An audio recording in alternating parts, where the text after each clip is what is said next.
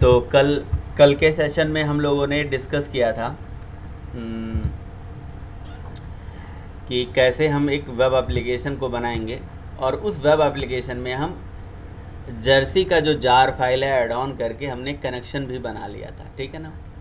तो अभी यहाँ पे एक स्टूडेंट हैं, उन्होंने क्वेश्चन पूछा था कि सर जब हम वेब डॉट एक्सएमएल बनाते हैं तो वेब डॉट एक्सएमएल, पहला चीज़ तो ये है कि वेब डॉट एक्सएमएल क्या होता है, ये किस लिए ज़रूरी होता है।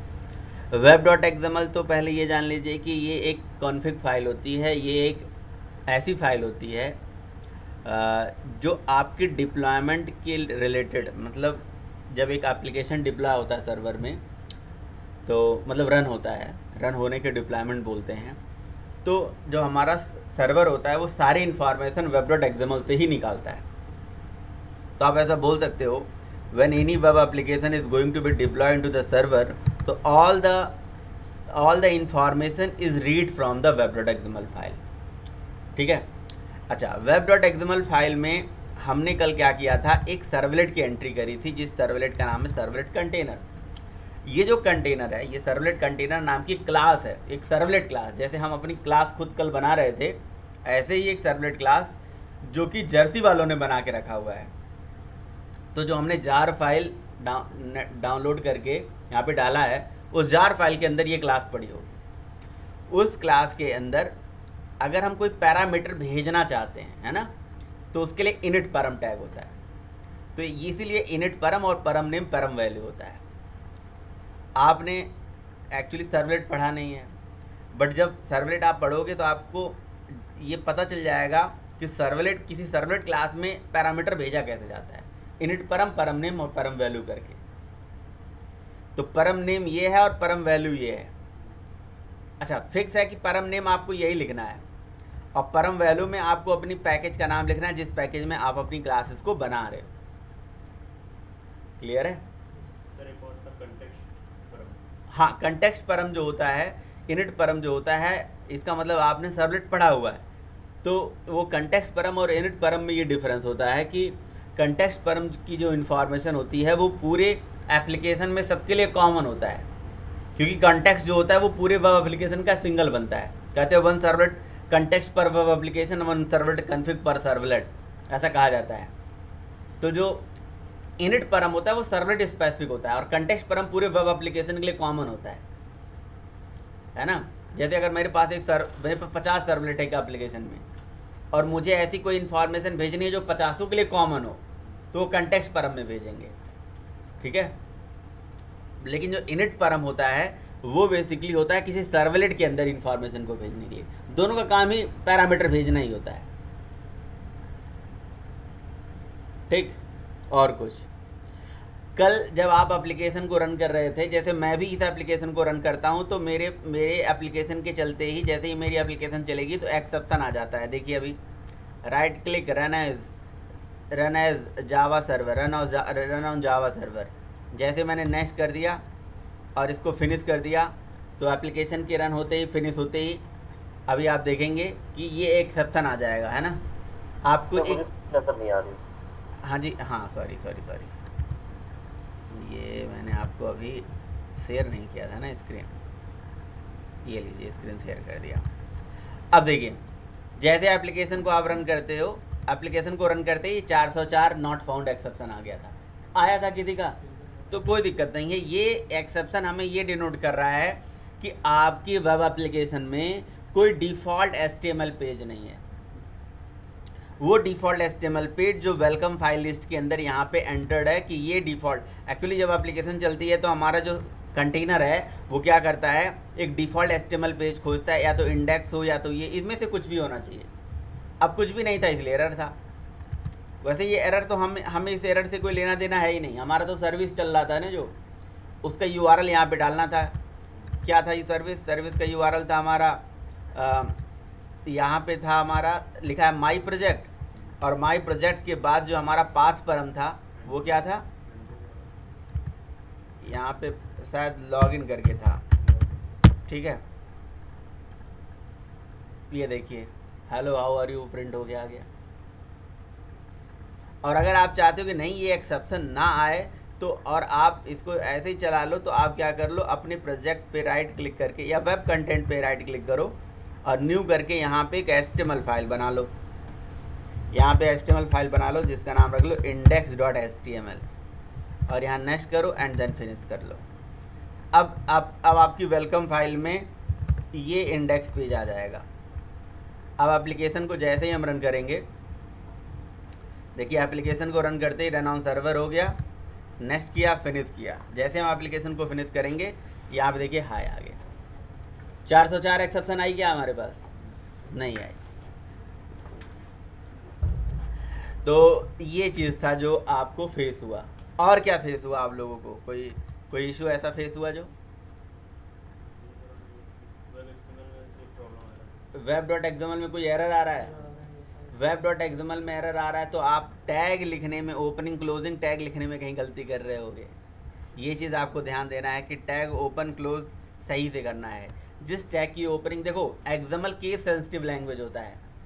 यहाँ पे क्या होता है, चीज़ें अगर कोई चीज़ स्मॉल लेटर में लिखी गई है तो स्मॉल में लिखिए, कैपिटल है तो कैपिटल में लिखिए। जैसे सर्वलेट स्मॉल लेटर में मैंने लिखा है, सर्वलेट को क्लोज किया है, तो जो टैग ओपन है वही टैग क्लोज होगा। ऐसे सर्वलेट नेम ओपन है, फिर सर्वलेट नेम यहाँ पे क्लोज है, फिर सर्वलेट क्लास ओपन टैग है, फिर सर्वलेट क्लास यहाँ स्लैश करके देखिए बंद करा गया है। तो हर ओपनिंग का क्लोजिंग है या नहीं, ये देख लीजिए, पहला चीज़। दूसरा चीज़, आपने जो प्रोजेक्ट बनाया क्या 2 वाला लिया या 3 वाला लिया है? 2 पॉइंट लिया, तो 2 लेना बहुत ज़रूरी है, ठीक है। ये ओपनिंग क्लोजिंग टैग आपने ध्यान से देख लीजिए, कैपिटल स्मॉल लेटर देख लीजिए कि आपने सर्वलेट का एस कहीं कैपिटल तो नहीं कर दिया, कहीं स्मॉल तो नहीं कर दिया, ठीक है, कोई बात नहीं। फिर अगर और दूसरा इश्यू है तो मैं उसे देख लूँगा। चलिए, हाँ, यहाँ पे अब हाइपर लिंक मैं बना सकता हूँ। यहाँ पे जैसे मैं लिख दूँ AHREF इज इक्वल्स टू, पहले तो मैं लिख दूंगा क्या, माई प्रोजेक्ट और स्लैश, उसके बाद लॉगिन। तो यहाँ पे लिख दिया मैंने क्लिक और ये बंद कर दिया। तो अगर मैं आपको यहाँ पे एक चीज़ दिखा दूँ कि ये जो क्लिक माई प्रोजेक्ट लॉगिन क्या है, माई प्रोजेक्ट हमारा जो हमने रूट पाथ दे रखा है, एक तरह से रूट पाथ, ये समझ लीजिए रूट पाथ है माई प्रोजेक्ट, और स्लैश करके स्टार का मतलब इसके आगे क्या पाथ होगा वो @path एनोटेशन से हम यहाँ पे बता रहे हैं इसको। हमने अपने पैकेज के अंदर एंड्रो जावा था हमारा, com.androjawa पैकेज का नाम था, और इसके अंदर हमने डेमो क्लास बनाया था और उसमें @path एनोटेशन के थ्रू हमने यहाँ पे इसका नाम लिख दिया था लॉगिन। तो ये जो हमारा मेथड है इस नाम से कॉल हो जा रहा था, ठीक है। तो अगर हम एप्लीकेशन को यहाँ से रिफ्रेश करेंगे, हमने चेंज कहाँ करा, HTML में। और मैंने आपको बताया था कि वेब एप्लीकेशन के कुछ रूल्स होते हैं, रूल्स रेगुलेशंस याद रखिएगा। जब आप अपने प्रोजेक्ट में, सपोज करो अपने सर्विस में जाके चेंज मार रहे हो, सर्विस मतलब जो बिजनेस लॉजिक है यहाँ पे डेमो के अंदर यहाँ पे, तो इसको कंपाइल करना ज़रूरी है। और आपको पता है कि आईडी में प्रोग्राम लिखते ही कंपाइल हो जाता है। तो यहाँ पे कंपाइल अपने आप हो जाता है, बस आप रिफ्रेश कर दोगे आपका काम हो जाएगा। जैसे हेलो हाउ आर यू के बाद यहाँ पे ऐसे डॉट डॉट डॉट डॉट लगा के सेव कर दिया मैंने, तो प्रोग्राम अपने आप कंपाइल हो जाता है, ठीक है। तो रिफ्रेश करके आप चला सकते हो बस, ठीक है। HTML में चेंज करा तो बस आप रिफ्रेश कर दो, काम हो जाता है, जैसे मैंने यहाँ भी रिफ्रेश कर दिया। लेकिन जब चेंजेस XML में होते हैं ना, तो चूंकि XML से ही सर्वर सारी इन्फॉर्मेशन रीड करता है, कंटेनर सारी इन्फॉर्मेशन रीड करता है। एक्चुअली सर्वर के अंदर कंटेनर होता है जो सारा चीज़ रन करता है। जैसे जावा के प्रोग्राम को रन करने के लिए JVM, एंड्रॉयड के प्रोग्राम को रन करने के लिए ART होता है, ऐसे सर्वर के अंदर होता है कंटेनर जो प्रोग्राम को चलाता है। तो कंटेनर यहाँ से, जैसे मैंने यहाँ पे ये देखिए लिंक दिया था, तो नीचे आप देख सकते हैं यहाँ पे जैसे मैं यहाँ पे ले गया, ये इसको रिडायरेक्ट कर रहा है। ये देखिए नीचे लोकल होस्ट यहाँ दिख नहीं रहा है, प्रोजेक्टर पे ये चीज़ नहीं दिख रही है ना, बट कहीं न कहीं ये दिखा रहा है कि लोकल होस्ट 808 माई वेब सर्विस, उसके बाद प्रोजेक्ट लॉगिन पे जा रहा है। जैसे मैं इसको क्लिक करूँगा तो ये उस पर लेके चला जाएगा। आ गया कि नहीं आ गया? तो आपने प्रोजेक्ट जो बनाया था उसमें शायद एक वेलकम पेज नहीं दिया था, इसलिए दिक्कत हो गई है, कोई बात नहीं। अच्छा, चूंकि ये मेथड का टाइप क्या था, गेट मेथड था, तो गेट मेथड को रिक्वेस्ट ऐसे आप भेज सकते हो, कोई दिक्कत नहीं है। लेकिन अगर यही मेथड है ना, यहाँ से इस मेथड का टाइप क्या हो, पोस्ट हो, तो पोस्ट मेथड इस तरह से अलाउ नहीं है कॉल करना, ठीक है। यहाँ पे इस मेथड का टाइप मैं बदल दे रहा हूँ, पोस्ट कर दे रहा हूँ। इसको दोबारा सेव कर दिया। ठीक है, वेब सर्विस के केस में अगर कोई हमारा पोस्ट मेथड है और पोस्ट मेथड, हाँ अब रीलोड हुआ है, ये उस टाइम पे रीलोड नहीं हुआ था, सेव करते ही रीलोड होता है ना। देखिए क्या आ गया, मेथड नॉट अलाउड हियर। यानी कि जब कोई मेथड गेट होता है तो गेट मेथड को आप क्या कर सकते हो, @get लिख के उसको हाइपरलिंक बना के यहाँ से कॉल कर सकते हो। लेकिन अगर कोई पोस्ट मेथड है, इसका मतलब पोस्ट मेथड हमसे एक्सपेक्ट करता है कि हम उसके अंदर कुछ पोस्ट करें, उसके अंदर कुछ डालें।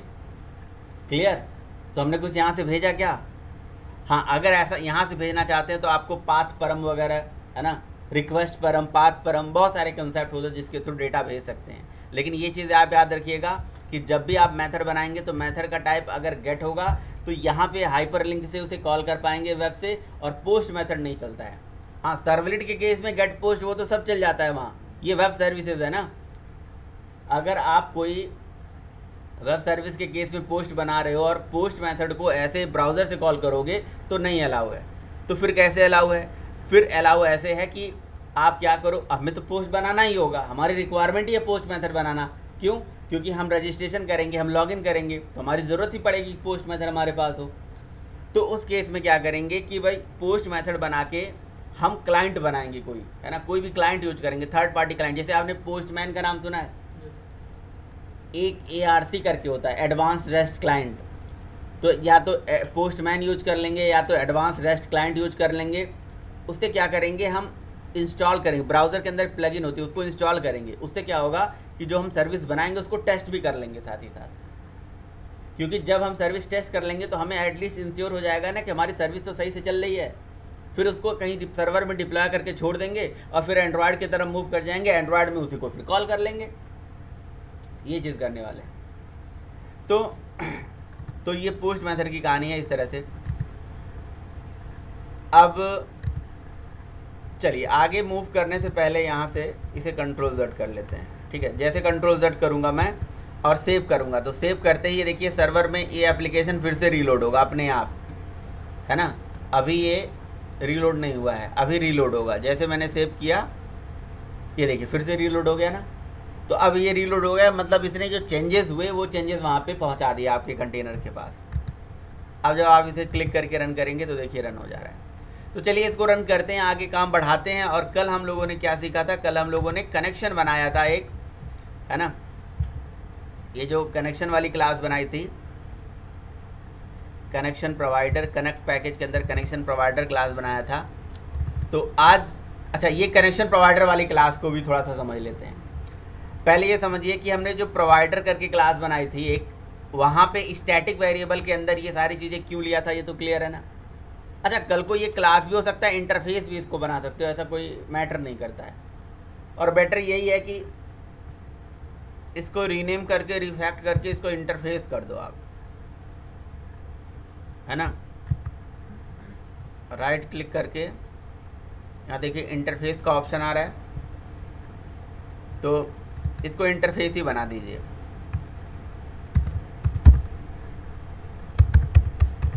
ठीक है, प्रोवाइडर नाम ऑलरेडी यहाँ पे एग्जिस्ट कर रहा है, कोई बात नहीं, प्रोवाइडर 1 रख दीजिए।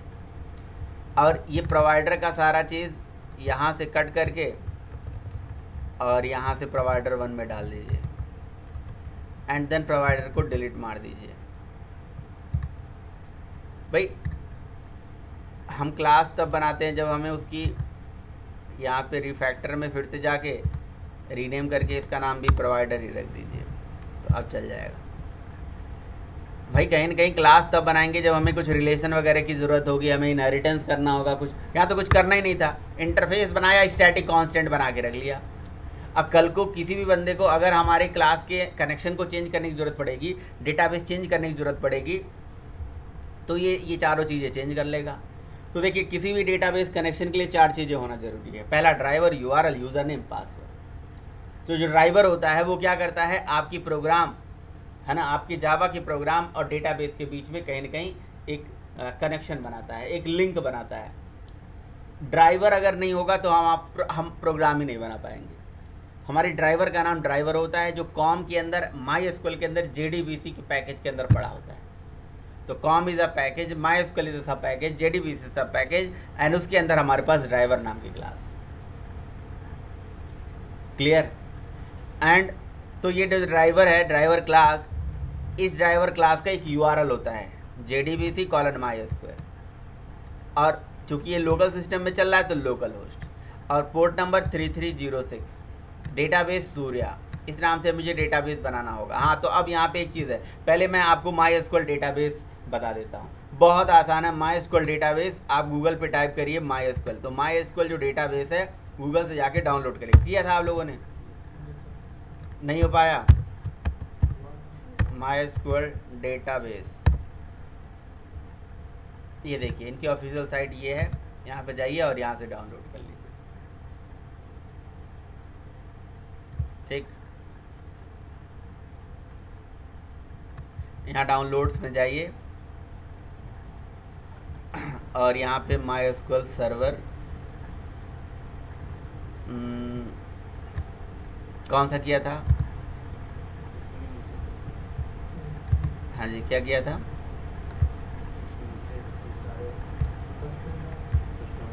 माई एसक्यूएल डेटाबेस सबका एक सिंगल पैकेज होगा ना, ये कस्टमर डाउनलोड।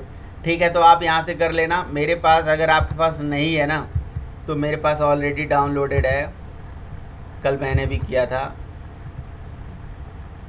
यहाँ से माई एसक्यूएल सॉफ्टवेयर के अंदर पड़ा होगा,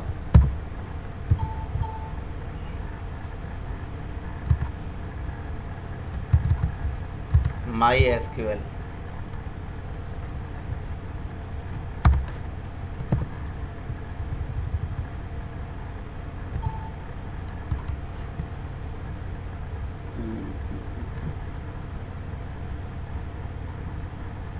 यहाँ पे आपको कहीं सॉफ्टवेयर एप्लीकेशन, यहाँ पे सॉफ्टवेयर फोल्डर देखिए कहीं है, माई सॉफ्टवेयर के अंदर जरूर पड़ा होगा माई एसक्यूएल। ये देखिए माई एसक्यूएल सर्वर, कई वर्जन है, 5 है या 8 भी है। आपको पता ही है कि जो जावा है वो ओरेकल ने खरीद लिया, ओरेकल का ही ये प्रोडक्ट है, सन का तो प्रोडक्ट है नहीं, और माई एसक्यूएल कंपनी को भी इसने ले लिया है। कहीं ना कहीं माई एसक्यूएल का भी टेक केयर यही करता है, तो इसलिए ओरेकल के साथ आता है। बस ओरेकल और माई एसक्यूएल में डिफरेंस है कि ये ओपन सोर्स है, इसको अभी ओपन सोर्स चला रहे हैं ये लोग।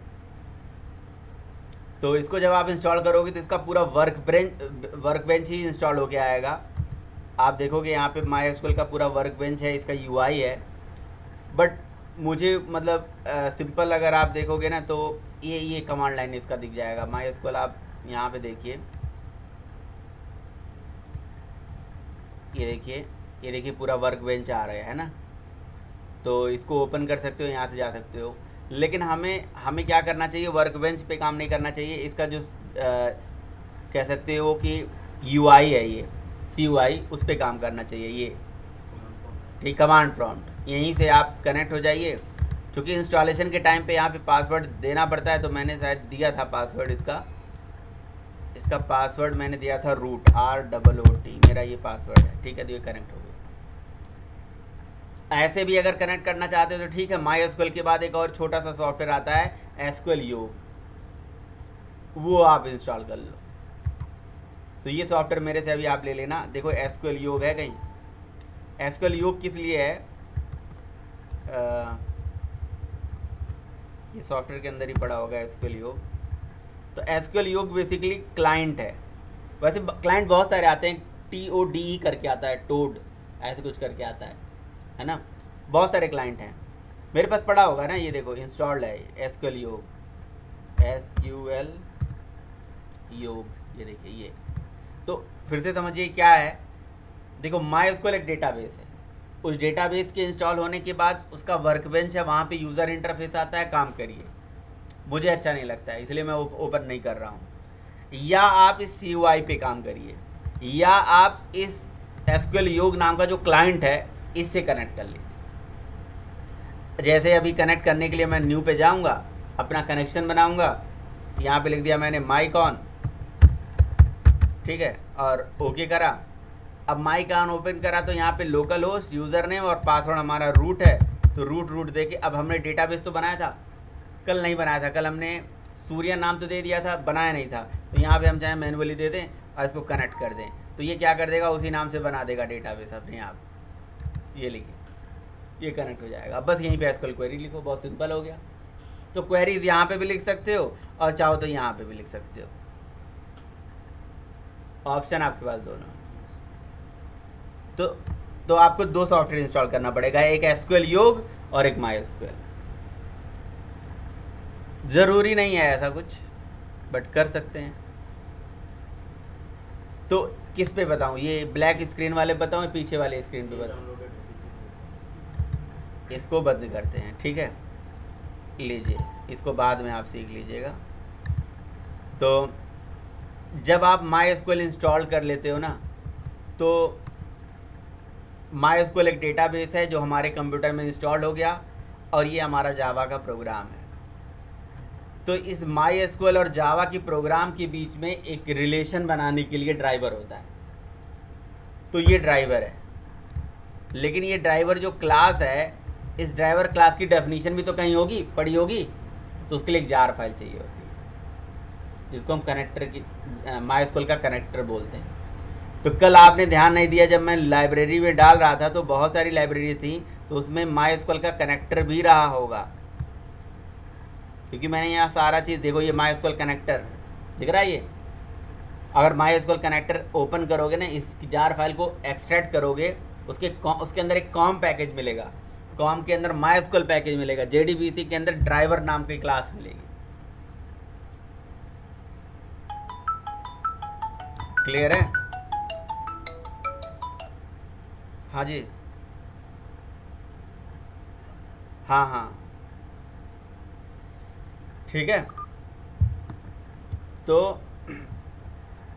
क्लियर है? ये पूरी जार फाइल आज मैं आपको दे देने वाला हूँ। नहीं है जिसके पास, मैं प्रोजेक्ट जिप बना के श्याम और साहिल दोनों लोगों को दे दूंगा, ठीक है, ये जिप बना के पूरा दे दूंगा, आपके पास जार मिल जाएगी, कोई दिक्कत तो नहीं ना है? श्याम आ गए हो ना? सर मैं काफी देर से हूं सर। चलो बढ़िया, गुड। तो ये हमारा प्रोवाइडर जो इंटरफेस हमने बनाया है, इसको हम बंद कर देते हैं, ठीक है। ये हमारी क्या नाम है, माई एसक्यूएल पड़ गया। अब हम एक डेटाबेस क्रिएट कर लेते हैं। पहले चलिए माई एसक्यूएल के अंदर, अब सब कुछ भूल के पहले माई एसक्यूएल पे काम करना सीखिए, कैसे काम करना होता है। डेटाबेस पे, किसी भी डेटाबेस पे जब आप ओपन करते हो, तो सबसे पहले डेटाबेस में जाके एक डेटाबेस क्रिएट करना पड़ता है ना। तो मैंने पासवर्ड लिखने के बाद अभी कुछ भी नहीं किया है।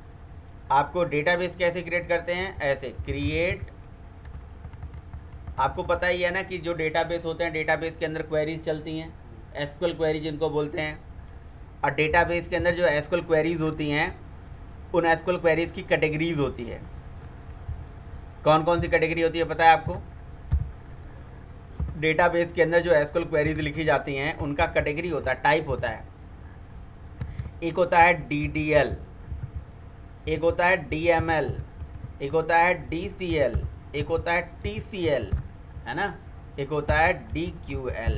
समझ में आ रहा है? ये अलग अलग टाइप की क्वेरीज होती हैं। तो DDL stand for data definition language, DML stand for data manipulation language, and DCL मतलब data control language, and TCL मतलब transaction control language, and DQL मतलब डेटा क्वेरी लैंग्वेज। ये इतने टाइप की एसक्यूएल क्वेरीज चलती हैं। ये क्या है?